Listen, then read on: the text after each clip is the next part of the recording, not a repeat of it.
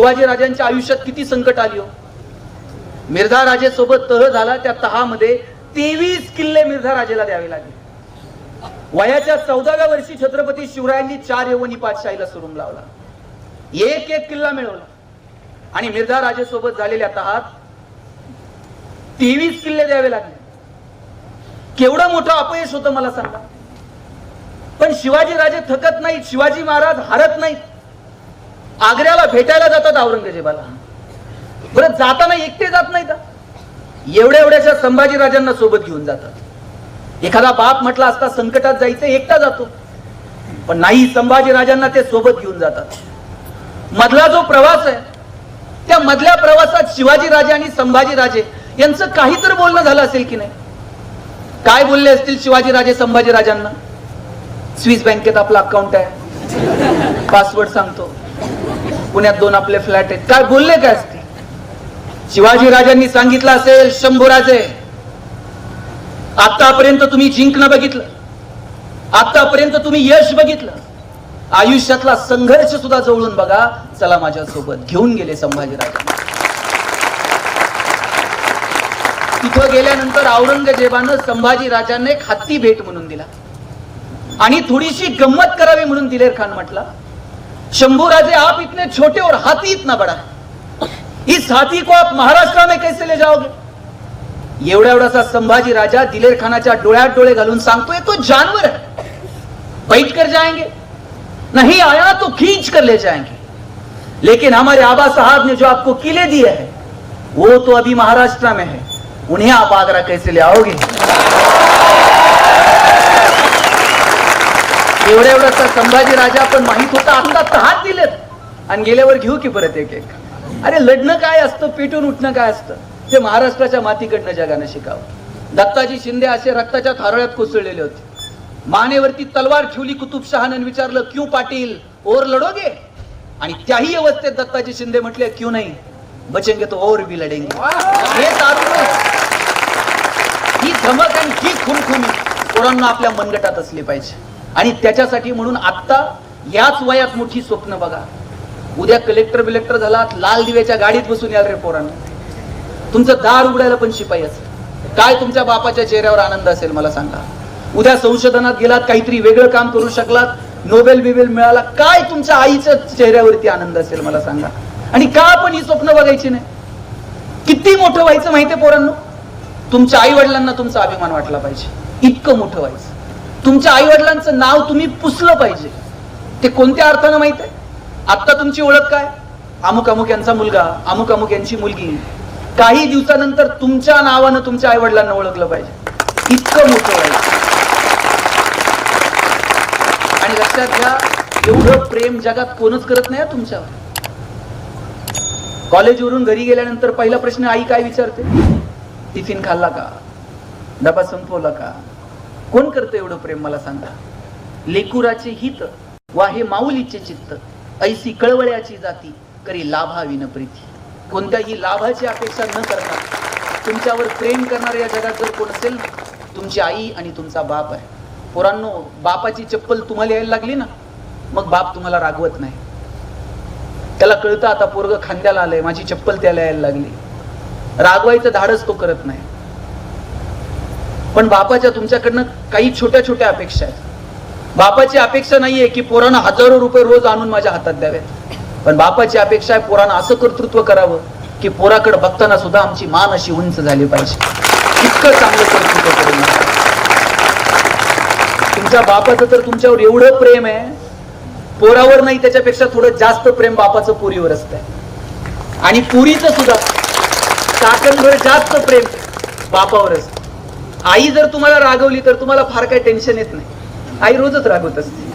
पण वडील जर थोडं मोठ्यानं बोलले म्हणले ना, दीदी, दीदीला दिवसभर करमत नाही.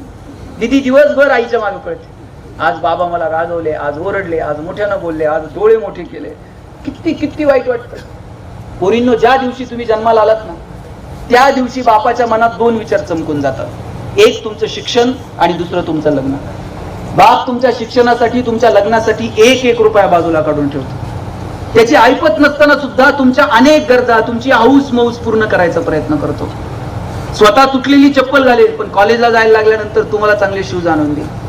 स्वतः फाटलेलं बनियन घालेल पण तुम्हाला चांगले कपडे आणून देईल. स्वतः बाप सायकलवर कामाला जाईल पण तुम्हाला कॉलेजला जायला गाडी देईल, बसचा पास करून घेईल, हॉस्टेलचे पैसे भरेल. कोण करतं एवढं प्रेम मला सांगावं?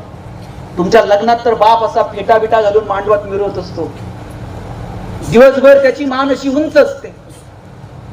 पण एकदा कन्यादान झालं ना, मुलीचा हात जावायच्या हातात देतो आणि सांगतो तळ हाताच्या फोडाप्रमाणे जपली, जावाई बापू सांभाळून घ्या. दिवसभर त्याच्या डोळ्यात थेंब येत नाही.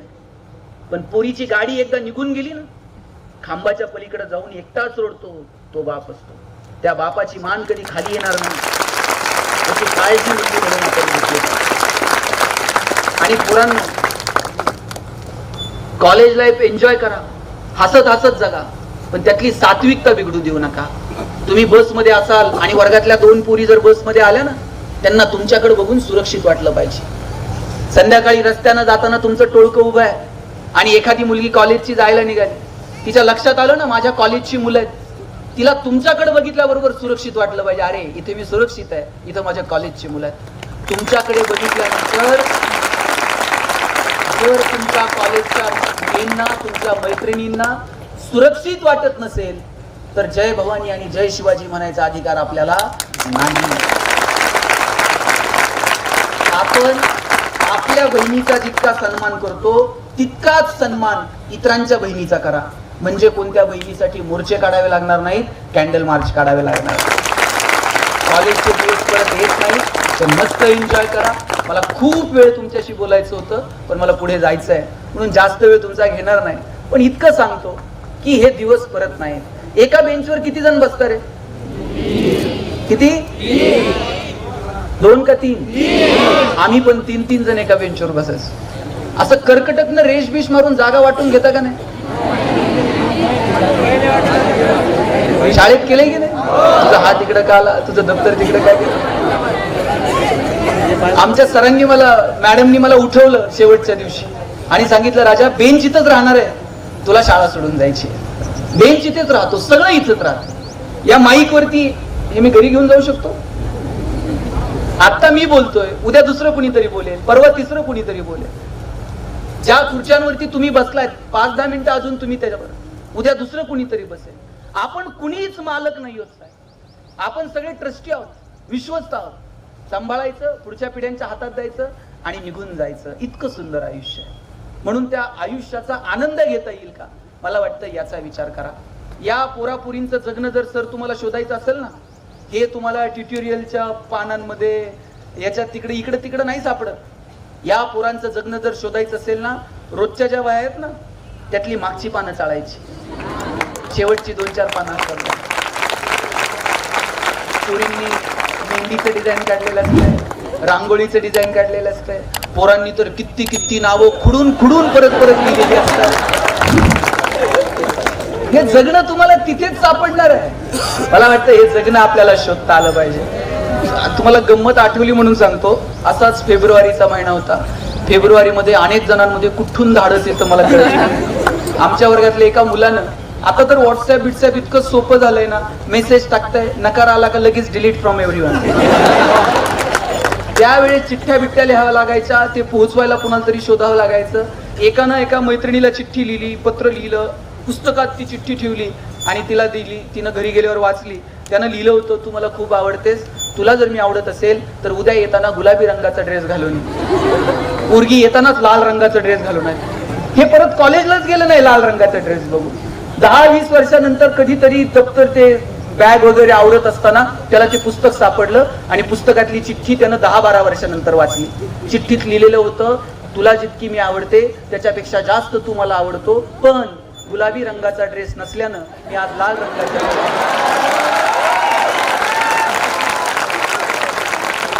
म्हणून माझं सांगणं आहे, कधीतरी पुस्तकं उचकत चला. आपण जर पुस्तकच उचलली नाही तर असे अनर्थ आपल्या वाट्याला येतात. असे अनर्थ आपल्या वाट्याला येऊ नये असं वाटत असेल तर थोडंसं अभ्यासाकडे पण लक्ष द्या. कॉलेजचे दिवस परत मिळत नाही, ते छान एन्जॉय करा. ज्यांची परिस्थिती थोडीशी हालाकीची, थोडीशी गरिबीची असेल, अजिबात रडायचं नाही पोरांना. गरिबीत जन्माला यायचं का श्रीमंतीत आपल्या हातात आहे का? गरिबीत जन्माला आलो आपली चूक आहे का? गरिबीत जन्माला आलो ही आपली चूक नाही, पण आपण गरिबीत मेलो ना तर ती मात्र आपली चूक आहे. आपण मरायचं गरिबीत नाही, आपण बक्कळ पैसे कमवायचे, जेवढे कमवता येतील तेवढे कमवायचे. पण एक वाक्य आयुष्यभर लक्षात ठेवायचं, जोडून या धन उत्तम व्यवहारे. आपला व्यवहार उत्तम असला पाहिजे. माझे वडील सांगतात, वाईट मार्गाने मिळवलेले पैसे म्हणजे प्रेतावरची फुलं आहेत, हसूही देत नाहीत आणि रडूही देत नाहीत. म्हणून चांगल्या मार्गाने जेवढं कमवता येईल तेवढं कमवायचं आणि त्याचा आनंद घ्यायला शिकायचं. मी कॉलेजला शाळेत असताना अख्ख्या कॉलनीत सगळ्यांची घरं स्लॅबची होती, फक्त आमचं एकटं घर पत्र्याचं होतं. मी माझ्या आईला म्हणायचो, आई सगळ्यांची घरं स्लॅबची आणि आपलं एकटंच पत्र्याचं का?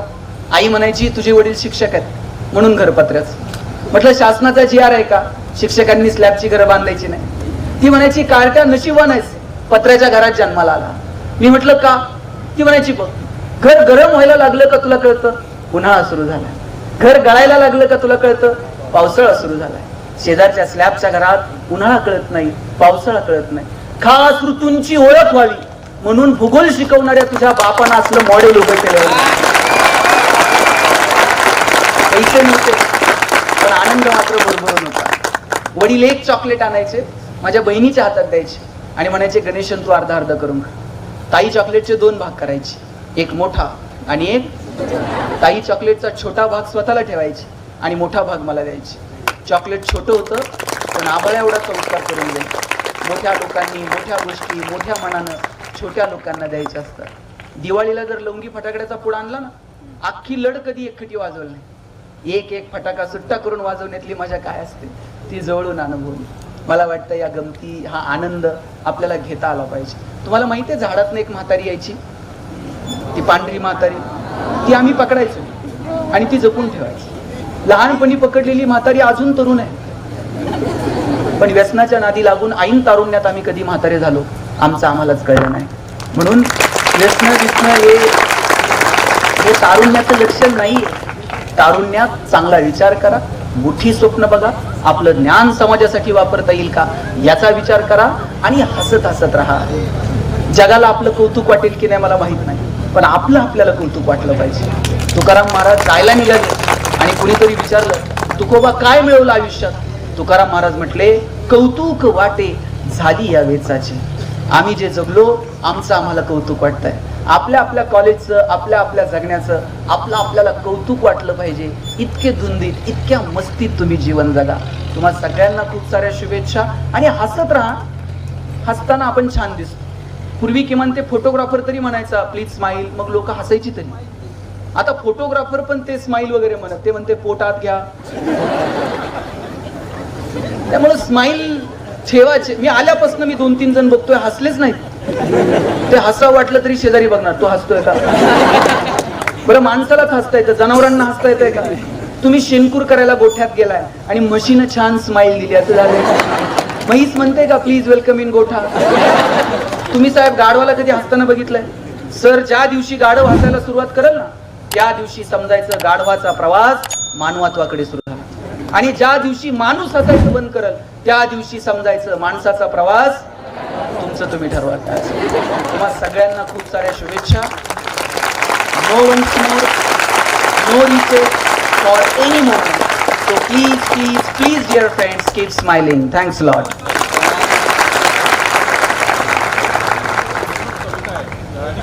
अरे बापरे, कविता मला गाता येत नाही, मी ट्राय करतो. काय सांगू राणी मला गाव सुटना, कसं सांगू राणी मला गाव सुटना. बंद गळ्या मंदी माझं मावे नाग अंग, जिंच्या कापडा मंदी दुनिया झाली कशी तंग. तो आहे राणी आपल्या धुंदीमध्ये दंग, माणसांनी माणसांचे सोडले का रंग. म्हाताऱ्याच्या धोत्राची गाठ सुटना, काय सांगू राणी मला गाव सुटना. पारी आली सरी गेली झाली त्याची तारी, पदव्यांच्या ढिगाऱ्यात पाठी राहिली कोरी. कॉलेजाच्या कट्ट्यावरती गर्दी झाली सारी, आपऱ्या चिपऱ्या कपड्या मंदी फिरती साऱ्या पोरी. म्हातारीच्या डोईवरला पदर हटना, काय सांगू राणी मला गाव सुटना. गावाकडची माणसं आमची कशी साधी भोळी, प्रेमाच्या या रंगामध्ये रंगते आमची होळी. दिवाळीच्या सणासाठी जमली ही मंडळी, सुरसुरीच्या सुरामंदी टाकू पूर्ण पोळी. चुलीवरल्या भाकरीची चवही सुटना, काय सांगू राणी मला गाव सुटना. शहरातली गाडी बघा तुमचं गाण गाती, भावनांनी भावनांशी तोडली का नाती. ओल्या चिंब पावसात ओली चिंब माती, शारदाच्या चांदण्यात भिजल्या कागराती. सरजा राजाची जोडी माग हटना, काय सांगू राणी मला गाव सुटना. कसं सांगू राणी मला गाव सुटना, गाव सुटना.